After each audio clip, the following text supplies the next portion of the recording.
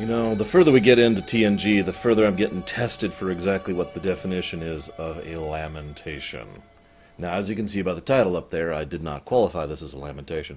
But by golly, I had to think about that. I'm staring at this one like, is this a good episode? No. Is this a boring episode? Debatable. I didn't really have anything to think about other than a bunch of questions and a bunch of empty speculation. Was it a bad episode? Yes! But see, once upon a time, going back to when I first started using the lamentation title, I didn't have to think about defining it. It was just obvious. I looked at something and said, bam, that's a lamentation. Bravely, not Bravely Default, All the Bravest, bam, lamentation. All the Bravest was a lamentation. Threshold, lamentation, Code of Honor, lamentation. I didn't have to think about it because it was so obvious. It was just an immediate, apparent thing. And even when going back through and reanalyzing it, it was like, nope, it's still just as awful as I thought it was. I admit I was a little bit curious about Code of Honor for a while there, but even if we ignore some of the other problems with that episode, it was still a crap episode, just on top of all the other issues. So it was like, yeah, no, that's a lamentation. But I keep running into other episodes where it's like, is this a lamentation? Is Justice a lamentation? Is The Outrageous Okana a lamentation? God, I don't even know anymore. This episode, I've reminded myself of how I originally defined the lamentation status. Lamentation is as down as it goes. And this episode is not as down as it goes. There's many worse episodes than this one, even in terms of the relative range there. If we're getting to the point where we're entering the gray at all, it's not a lamentation. But this is... I also want to comment on something. I want to give a public apology, even though he'll never see this, and it doesn't matter. But I do want to do this nonetheless, to Tracy Torme. And so here's the thing. I don't like Tracy Torme's writing style. I don't. I have commented on his writing before in TNG, and I've pointed out how I feel like his writing just doesn't fit. I don't think it fits the characters, and I don't think it fits the next generation. It feels a little bit too TOS-y, which I personally find to be a bad thing, opinion, and I don't think it matches the characters, which, is still my opinion, admittedly, but I could prove that one a little bit more definitively. So, I've never really been a fan of his, and for years I have assumed that the reason that I don't like the Royale is because of Tracy Torme. However, rewatching it, there are a couple of moments in this episode which have his fingerprints on it, but very few overall. Like, for the most part, this does not feel like a Torme episode, having gone through and finger-combed my way through his works, having gotten up to this point in time. In fact, this is the second-to-last thing he will ever do for TNG. And now, having gone into the backstory, that makes perfect sense. And I want to mention something. One of the questions I get most often on this is, where are my sources? Now, obviously, there's Memory Alpha, but that's...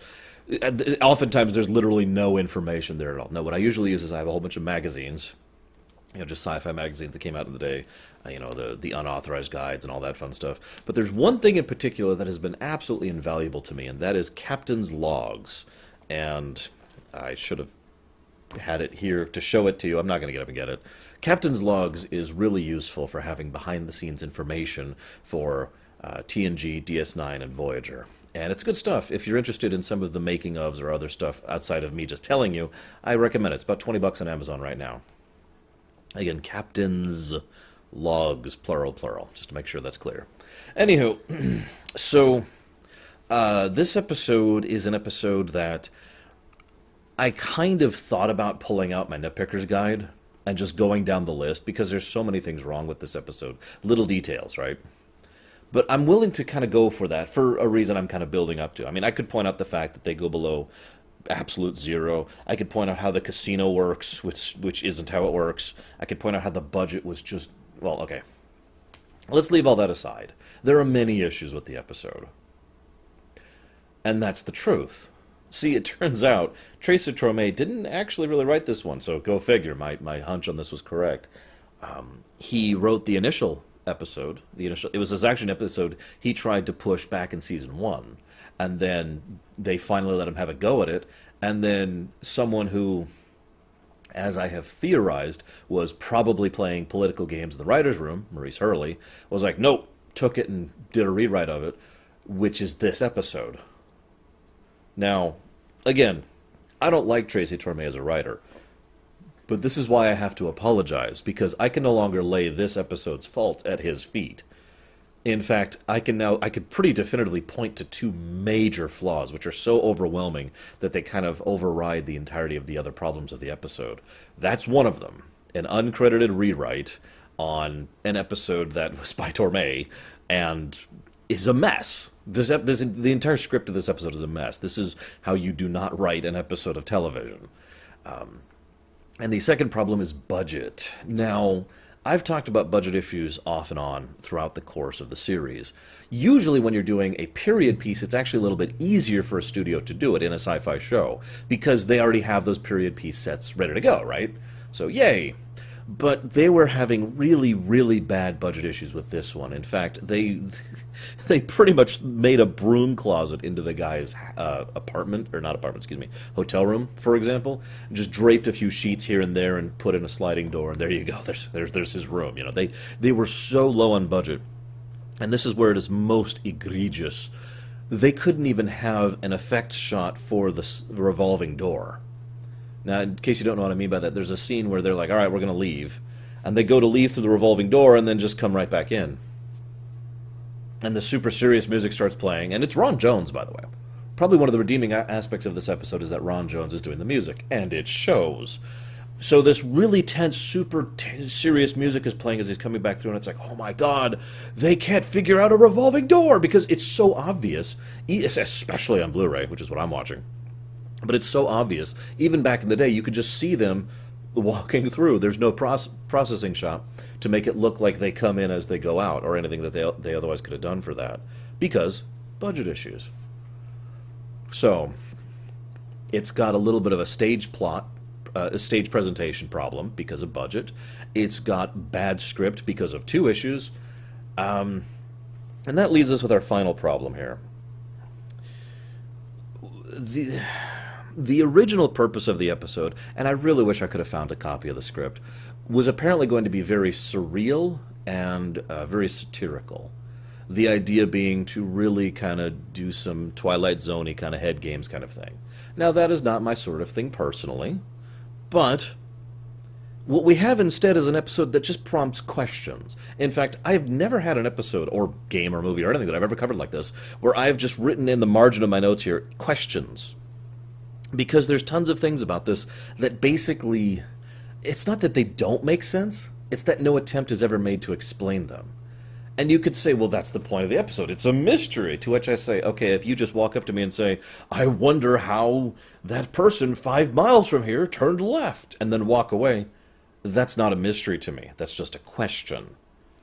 Like, I'm sorry, in order to design a proper mystery, you have to have clues, you have to have multiple potential answers, you have to have some degree of suspense or build-up or anything. Instead, all this is basically, I wonder if butterflies dream, is the impression I got from it. And again, I'm not laying that at Torme's feet, not anymore. I want to comment on two other things really quick before we move forward into the episode proper. I don't have a lot of notes about the episode itself. It's a very boring episode to me. I had nothing to think about. That's the worst thing for me as a ruminator, as what I do for a living. Like, even a bad episode, I have stuff to talk about. A good episode, I have stuff to praise at. An empty episode, I just sit here and don't write anything down for 20 minutes. It's really frustrating. Anyways, Cliff Bole did the directing here. Now, I'm pretty sure I've brought him up before. I know I've brought him up over in Voyager because he is a very long-standing veteran Star Trek director. And I think he's a good director. I think he is a very good let's make it work director. And that's probably why he's handed scripts like these, is because he is good at working while under duress. Making it work, right? The adaptable, the dynamic kind of a guy. And I like that, and I'm with that. And I do think he did, like, the directing in this episode was better than it had any right to be, just to be as blunt as possible.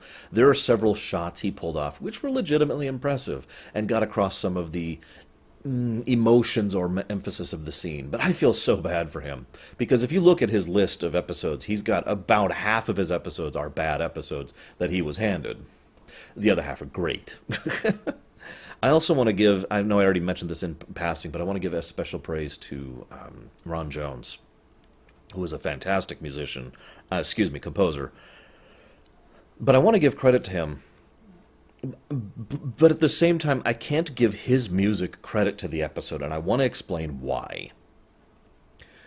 Have you ever seen a cartoon or a joke, or even envisioned in your own head something where, like, a kid's walking down the street, and then he drops his pencil, and his pencil lands on the ground, and all of a sudden, this incredibly tense, dramatic music plays, as if someone has just been murdered horribly, and oh my god, it's the end of the world. I mean, if you've watched South Park, you've probably seen this same formula of joke like a dozen times, right?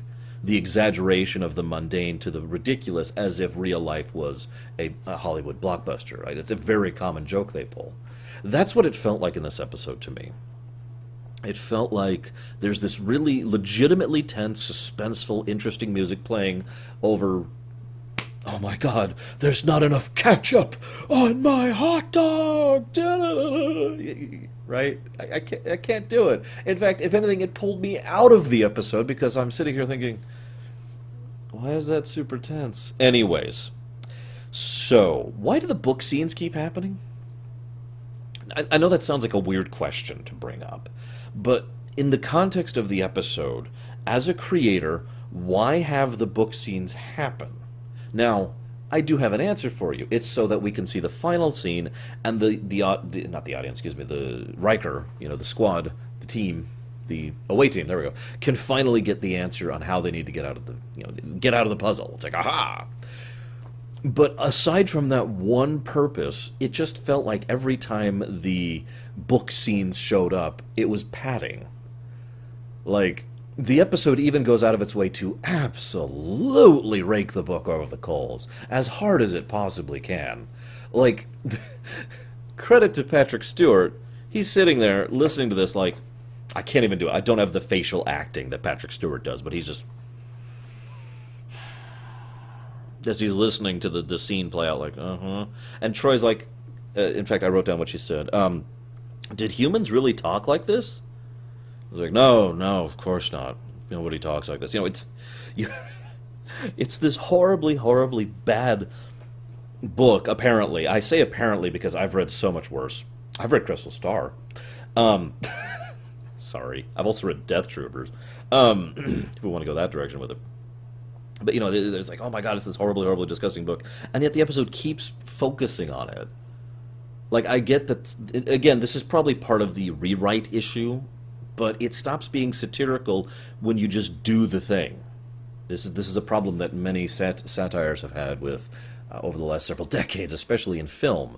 It's not funny to say, look, they're doing this thing, and then to not add anything to that. That's not satire. That's just doing the thing, which is what they did in this episode.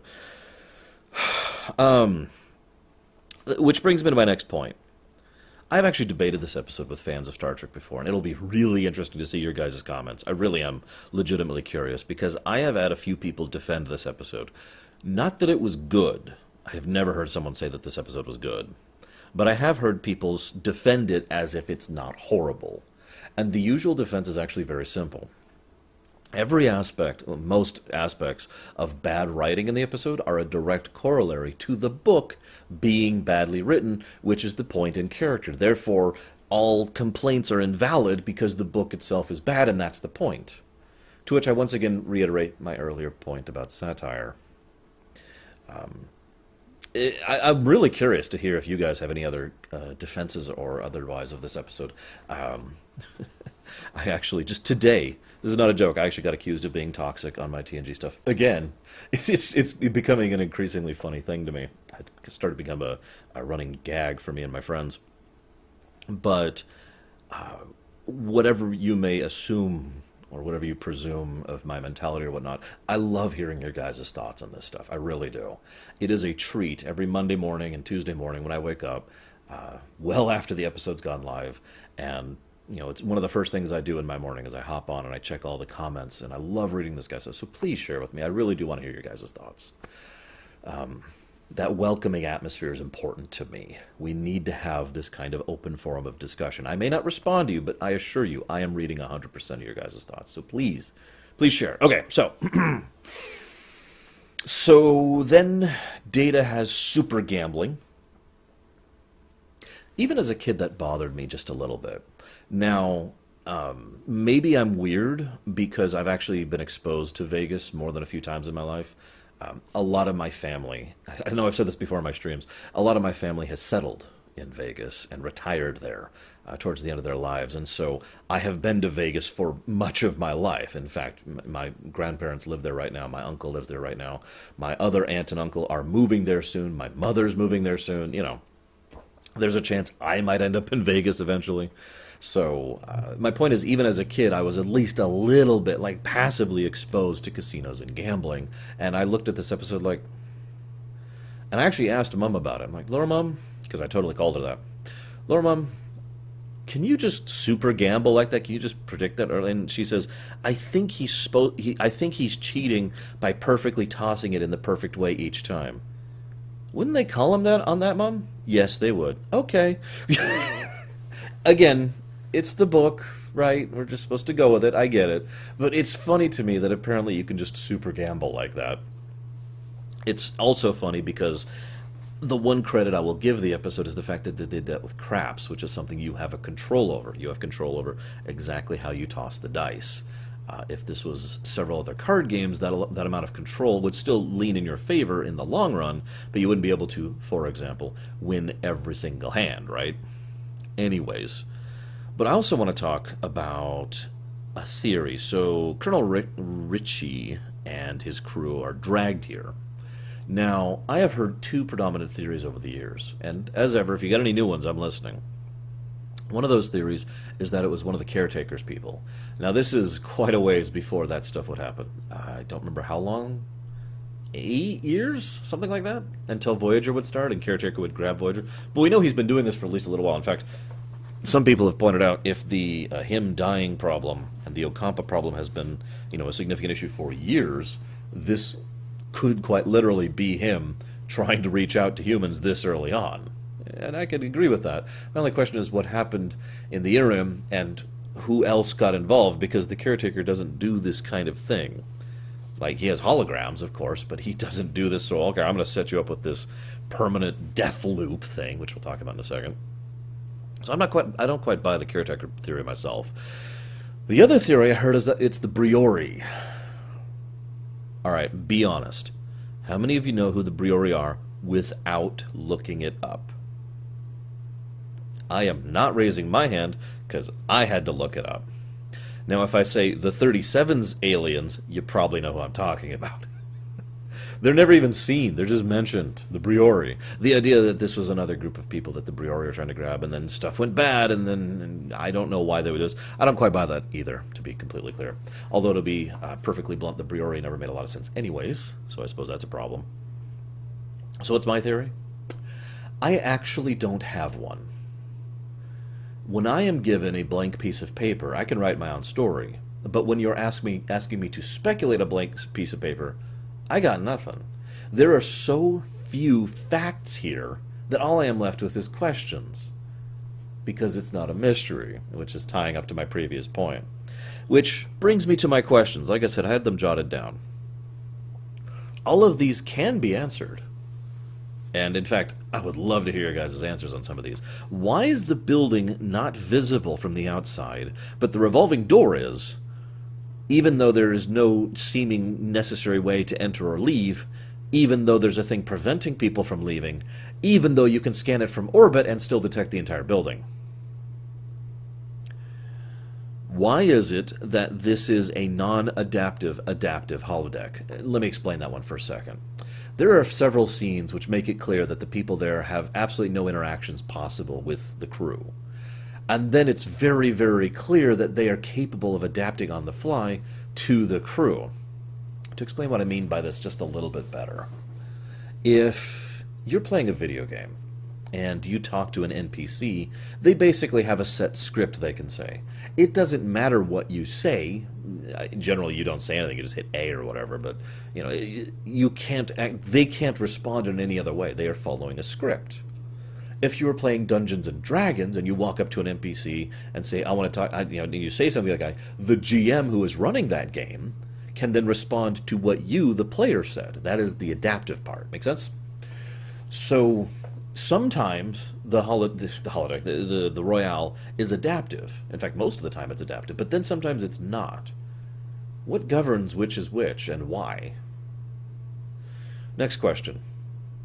Why do they not get any signal or scans from the area?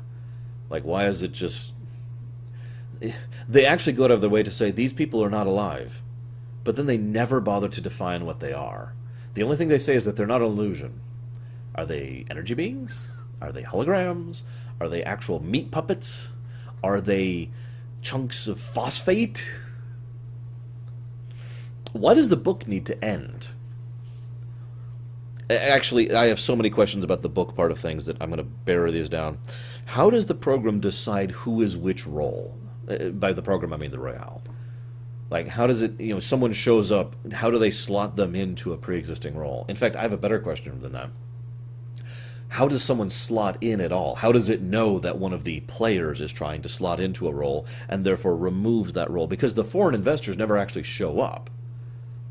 Like, you kind of think they would. Instead, it just sort of assumes that Riker and crew are the foreign investors and is totally okay with basically, removing the actual actors and replacing them with the crew.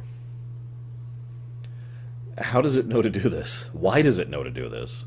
What role did Colonel Ritchie have back in the thing? Did he have any role? Were they adaptive to him? Were they not adaptive to him? Given the fact that the book kind of plays out, more or less literally, I want to stress that for a moment because this is actually important. It's not like they mention an idea that the simulation, the Royale, is built off of what is presumed to be the ideal style of life based on the book. However, as we see, what is actually happening is the simulation is directly copying the book word for literal word as it's going through the events of the pages. Picard is able to quite literally go to the page an event just happened and say, oh, yep, it's right here. Which means the book has to keep playing, which means the book probably ended at some point and then cycled over and started over. Or maybe it didn't. Maybe it never ended. Maybe it needed someone external to start going. Question, question, question, question. Here's one for you. Why can Troy sense them with ease when their scanners are having trouble telling that they're there at all? No signal, no nothing, and it took extensive effort, I kind of like that part if I'm being honest, in order to just be able to communicate with them. Why do phasers do nothing to this place? Why was it built to be defensive to the point where it could resist, offensive fire? Why is it still going despite the fact that Colonel Ritchie is dead and has been dead for a while? How many times has the book cycled while nobody's been there to watch it? Why did Colonel Ritchie never complete the book? Bonus question. Maybe he did figure it out, complete the book, left, and then was screwed because there's nowhere to go. I could raise some more specific individual little questions, mostly related to the book holodeck simulation nature of the thing. But I don't care enough to keep doing so. I think we have the possibility, like the bare bones of what might have been an interesting episode here. Or at the very least, an episode that wouldn't be bad. We've seen the kind of episodes of engineer a circumstance to study a species, right? Or maybe we are a specific type of alien who our culture is universally defined by our literature, to the point where our literature is actually how we interact with other species. And thus, after this accident, when they decide to interact with humanity, literally via the book, and then, of course, humanity didn't know what to do with that, so the aliens just kind of left. Oh, yeah, that's another question. Where'd the aliens go after making this thing? Also, why'd they make it here? How did he get here? Anyways. Like I said, I can keep going with these questions. But instead, all I'm left with is the Royale. I do hope you've at least enjoyed listening to me talk about this, and I do hope that I will see you guys next time.